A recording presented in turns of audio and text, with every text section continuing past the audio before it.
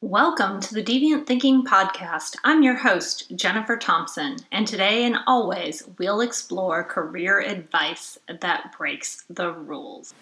Before we get started with today's show, I do want to recognize that I know many people are hurting and struggling with their jobs right now. There are more people out of work and furloughed than we have ever seen in our history.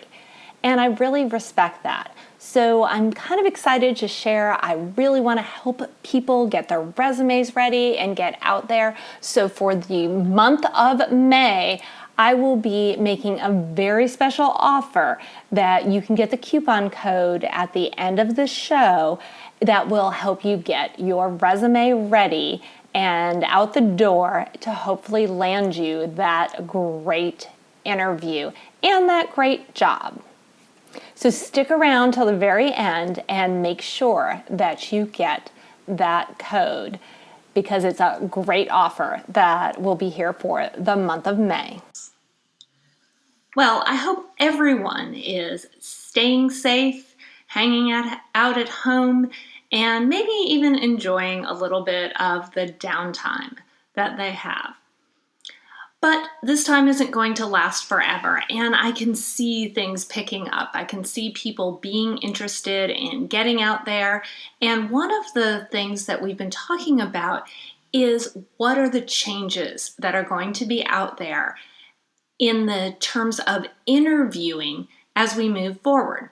There are jobs out there, which is great news for anybody who is in the job search. But we're going to go about our hiring process in a much different way. We will probably eliminate, for now, in-person interviews and do a ton of things online. And that creates some unique challenges and some unique opportunities for any of us. So today it's all about really optimizing the online setup for interviewing. And I have a little experience in this. I do a ton of online work. I've been working with clients over Zoom for many, many years. I am not a new Zoomer. Glad to have so many people come to the platform now. But I have some really great advice on how do you prepare yourself for that online interview.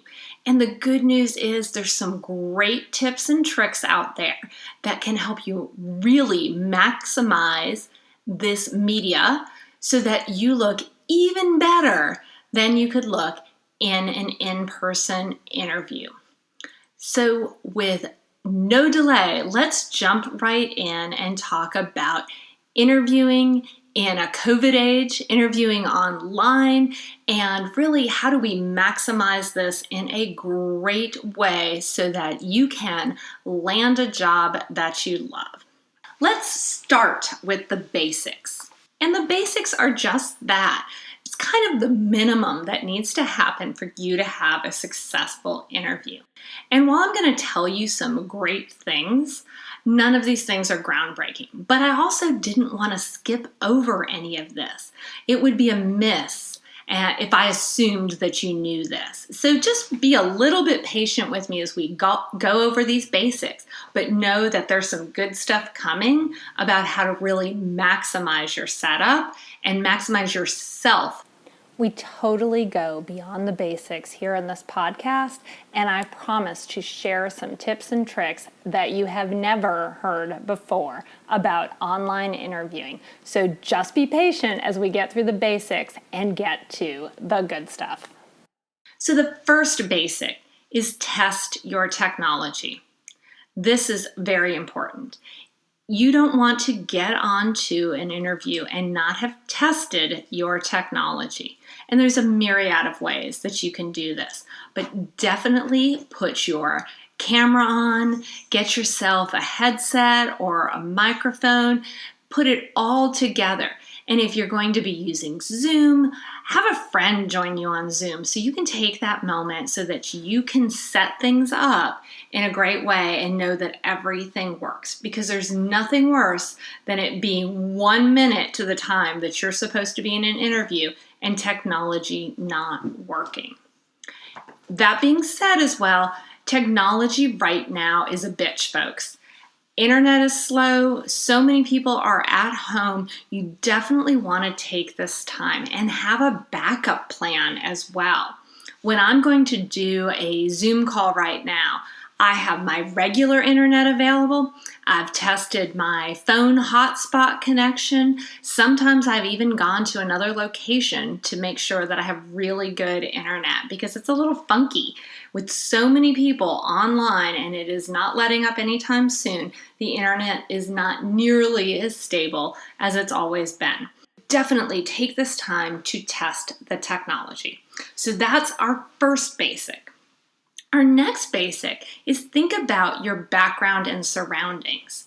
Almost everybody is doing Zoom video interviewing or a version of that. It might be Hangouts on Google. It might be the new Microsoft product. But almost everybody is on video, and you want to be the best you can be on video. So you want to check your background. Set yourself up in such a way that you have something attractive behind you. I kind of always laugh. I do so many Zoom calls with folks. One of my favorite things to do is kind of spy on folks and notice what their background is, and especially if they have a bookcase behind them, I want to know what they're reading. What are they thinking about? It tells me so much about them. So if you happen to pick that desk setup and you've got that stack of books behind you, be deliberate with what you put there. It actually can help portray you in the right way. So make sure everything about your background is deliberate. If you truly don't have a great background, pick a blank wall. There's a blank wall somewhere in your house that you can use. It might be in your closet. Take down all the clothes. It's okay. It's not permanent, and set yourself up in front of that blank wall if that's what's needed. Most of the online systems also allow you to put a virtual background in place.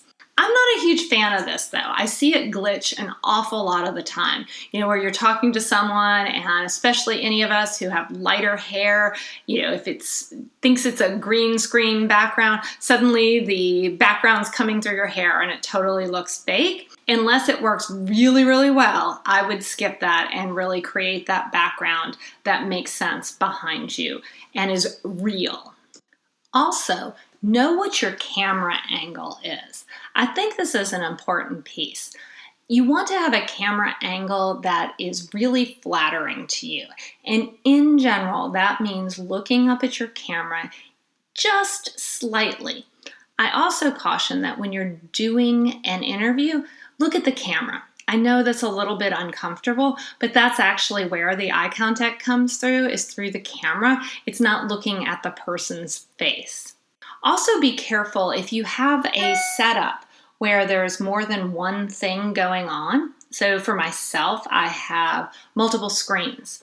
Whenever I'm doing an interview with someone and they're going to see me and I may be looking off at another screen at any point, if that is relevant to the conversation that you're having with someone, I always tell them that I'm looking off at another screen. I recently held a town hall where I was on video and I acted as the moderator. And as we started, I was just really clear with everybody in the audience that I've got multiple screens going on. And I'm doing that so that I can moderate and I can take people's questions and so on.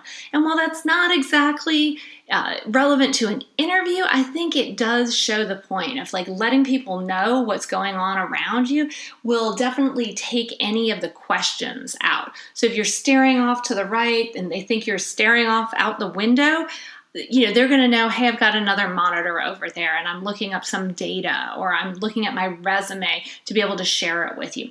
Sometimes even if I have notes in my hand, I will say that as well. I've got a copy of my resume right here in front of me, and you'll notice I'll be looking down at that. I've also got a notepad here because I want to be able to take good notes on what's being said today. So you can't take for granted that they can understand what's going on your side. So sharing that just a little bit. So that hint is really about that background, making sure that's set up, giving people that idea of your entire surroundings and kind of the space that you're interviewing in. And definitely think about that camera angle.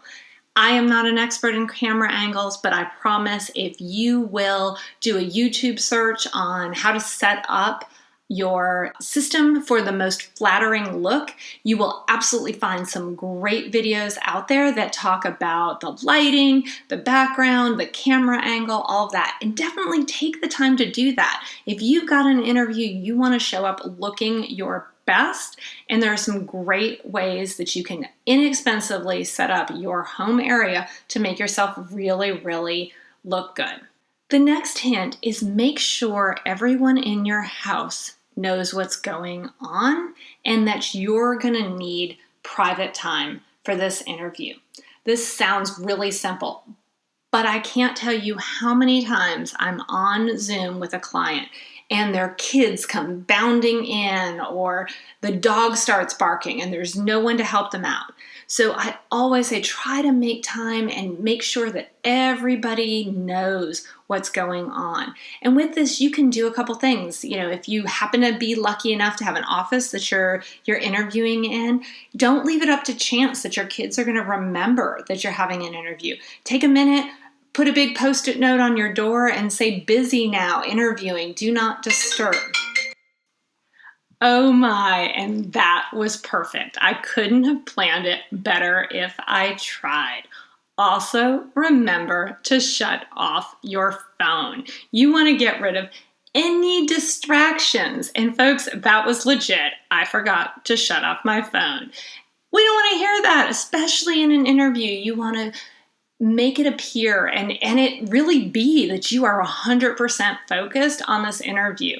So you want to make sure to shut off that phone, tell other people that you need this time, do anything you can do to be distraction free. And if you have a situation, if you have a small child, if you are living at home alone and something weird might happen in the middle of the interview, the baby might cry, the dog might bark, just be honest up front and tell them that might happen. It really shows your best ability. It shows that you know kind of what your situation is and you're really aware of it. And I think it makes you look much more professional if you tell them about it up front than if something happens and it gets a little crazy in the middle of the interview and they don't expect it. People don't like things that they don't expect. Again, often I tell people about my dog. I'm like, yep, I have a dog here and we're doing a podcast interview right now. And if the dog starts barking, I'm really, really sorry. I'm just going to stop for a second until I can get my dog calmed down. Again, makes people feel comfortable. She very rarely barks in a podcast, but if she does, no one's surprised by it. They're not put off. They're able to stay focused as well. So you want to tell your situation. So that hint is all about making sure that you set up your time in a really clear way so that you don't hit distractions. The other little bit is know where the mute button is.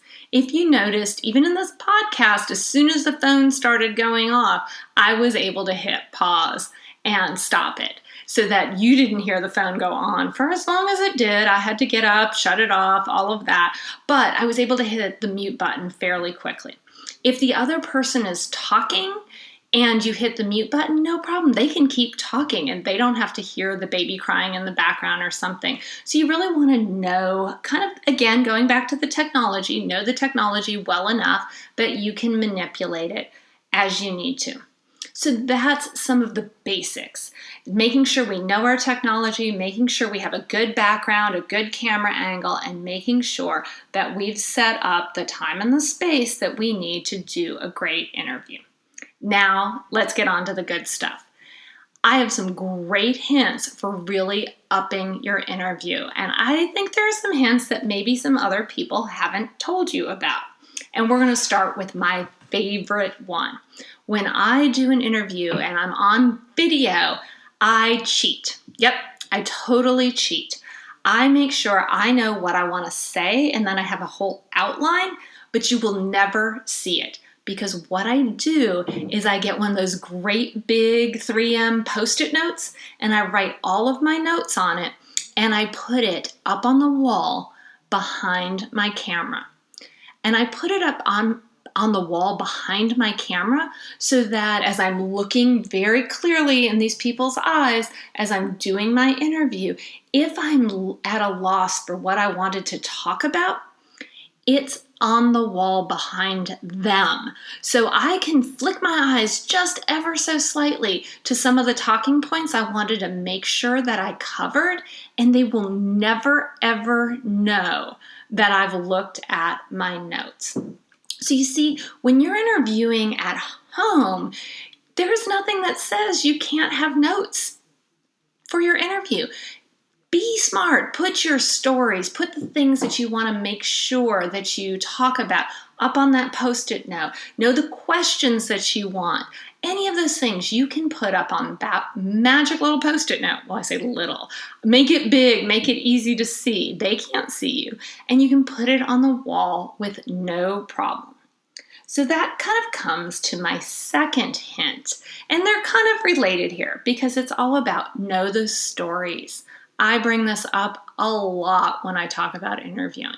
Know the things that you want to tell a prospective company. Know what you want to share and make sure that you get to own that part of the agenda. And again, it's a home interview. You get to cheat. Where I think most people feel it's awkward to walk into an interview with a lot of notes. In this particular case, they can't see your notes. They don't know that you've got a whole list of notes hidden behind that camera. So know what those stories are. Know what those things that you want to highlight are, because it's gonna make it easier. It really takes the stress level down a whole bunch when you know what those things are before you go into an interview. The next thing is to have great questions. Just because you're on an online interview doesn't mean that you can't have great questions. And I think this is going to be even more important because you're not doing the company tour. You're not meeting 10 people as you walk through the office. You're going to have to ask questions to be able to get to see what this company is all about. I believe that you should ask even more questions in an online interview and make sure that the interviewer gives you time to ask those questions. I think if you even share that insight that, I've got a bunch of questions here today. It's difficult because I'm not getting to walk through the organization. So I'm going to ask a couple extra questions to really learn what your organization is about. To me, that makes you sound like someone who is serious about the job, that you want to know as much as you possibly can about the position, that you're really in to doing what needs to be done to do your due diligence to make sure that you're both a great fit. So what kind of questions should you ask?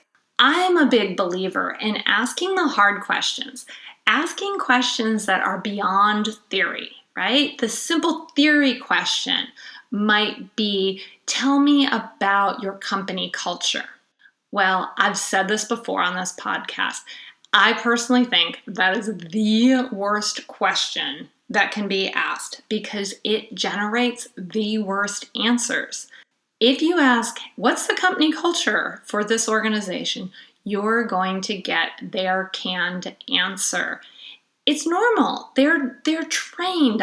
While I worked at corporate for many years, we knew what our corporate line was. And I unconsciously would give that line whenever asked that in an interview because I knew that was what we strived for our country. See if I can talk here. And see, it's okay to make mistakes as well. I'm going to leave that in purposefully because I think that's really human as well. And I think you're allowed to do that even in a real interview situation. So back there, we were told what our company culture was to be like, and we were told what it was aspirationally. So when someone asked us about company culture, it really came right off the tip of our tongue of what we aspired our company culture to be. I don't know if it really was actually as great as we made it sound. So what questions could I have been asked instead that would have exposed what the culture was truly like? It's all about those behavioral questions.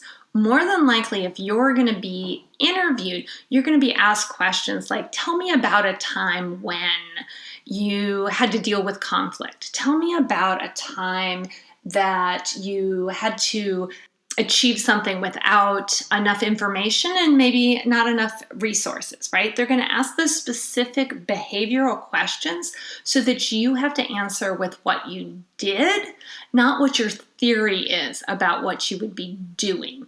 So let's flip that around towards the company. If you want to ask behavioral questions towards an organization, instead of asking about the company culture, you can ask questions like, can you tell me about a time that you had to deal with conflict, within this organization? What does it look like when people don't agree? They're going to give you a very different answer than what is the company culture. My personal favorite question is asking someone about what's the greatest success that you all have had recently. Can you tell me about that? Again, that's a behavioral question that really pins them down to describe very clearly an exact example as opposed to going into theory. So I really encourage you to think about, 2 to 3 behavioral questions that get really specific so that you can learn much more about this organization. Because if you're doing a virtual interview, all those tools that you normally have with you when you're on site in an interview, your eyes, kind of that peripheral vision, just that gut feel as you walk through an organization and see people interacting, you're kind of flying blind without it. So you're going to have to ask different questions. You're going to have to ask harder questions. You're going to have to really dig in to determine if you're a great fit for each other. So do so and check about culture, but check by asking those true behavioral questions. Try to stay away from theoretical questions because everyone's theory is going to share their best possible scenario, not really the reality of what goes on within the organization. Video interviews are definitely not something to be feared. I personally find them exciting. I find that they can be focused in a way that on-site interviews can't be. There's much less distractions, and I think you can do a great job on a video interview. So I want to encourage you all to feel comfortable in this kind of new setting where you'll be doing more virtual interviews. I think there's huge value and huge upside to be able to here we go again with the tongue tied. There's huge value in being able to work virtually. It allows a much lower cost for the company and yourself. It allows you to sneak an interview in the middle of the day. So if you're looking for a new job right now, you're not needing to take time off from work to go out to an organization. So some really great benefits to interviewing. And again, I love that idea of having those notes kind of hidden from everyone so that you are able to really articulate and get to the points you want to make. Kind of have one bonus idea as well, and it's about mindset.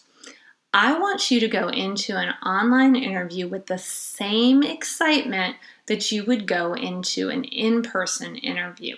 And I think this is a little bit harder when you're at home, the kids are yelling, there's schoolwork that needs to be done, dinner needs to be cooked, right? Lots of distractions in this world we have right now of so many people being at home.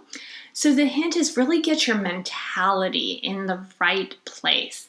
Amy Cuddy does a great TED Talk on how your physical body really can help you perform mentally in the situation. So I will link to Amy Cuddy's TED Talk in our show notes, and I highly recommend watching it.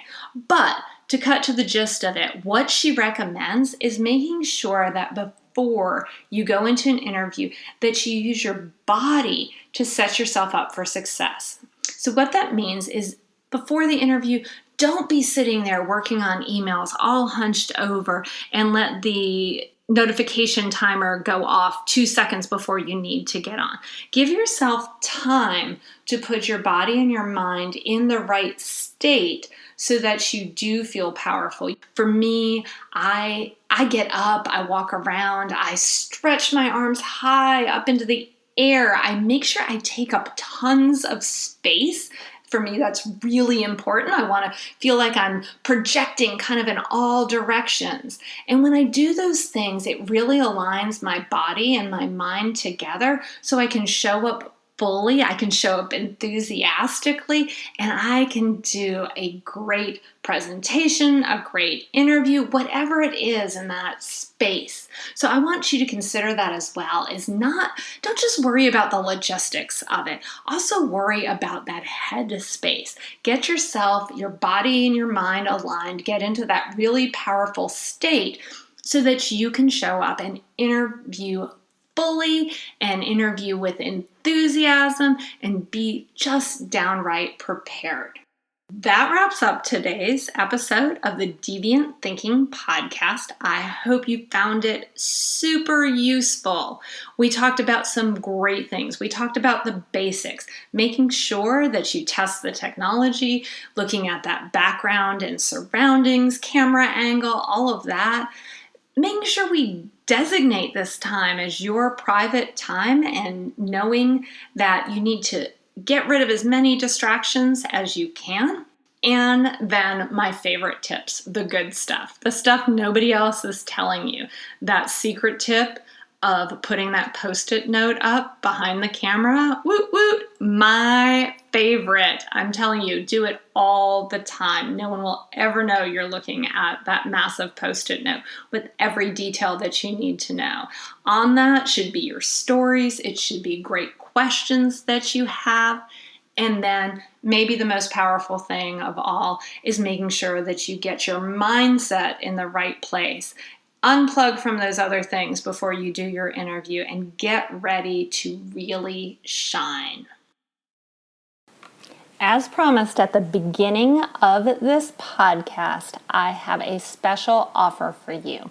My online resume course called Hell Yes Resumes Masterclass.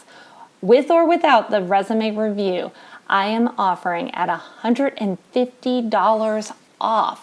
Holy smokes, I have never offered this big of a discount, but I really respect that folks are out there, they're eager for new jobs, and they need help. So I have been working hard at doing some great updates as well to this online class. There's some great new material that's out there, and I want to celebrate that and share it with all of you because I know you want a resume that truly is remarkably different, that helps you stand out from the crowd and will get you noticed. So this online class is going to have a discount for the rest of the month of May for $150 off. And to get that discount, all you have to do is use the coupon REMARKABLE.